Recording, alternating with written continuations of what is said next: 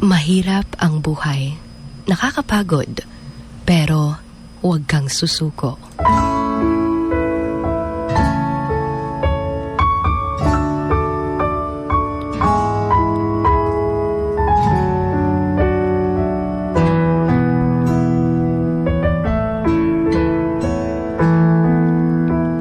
Naranasan mo na ba yung akala mo wala ka ng pag-asa?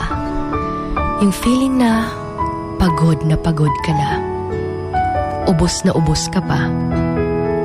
Hindi mo alam kung may malalapitan pa dahil parang tinalikuran ka na ng lahat dahil nga walang-wala ka.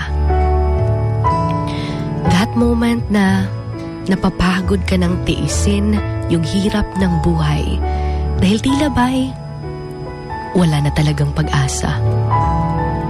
Kanabit ang feeling grabe na imong pagpaningkamot pero feel ni mo wala lagi gihapon. You're mentally and physically exhausted. Yung wala kang peace of mind. Yung feeling na araw-araw para kang isinabak sa isang racing competition na dapat ikaw yung mananalo.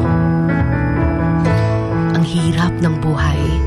Yung parang gumagapang ka araw-araw dahil sa sobrang daming pagsubok na iyong pinapasan. Naging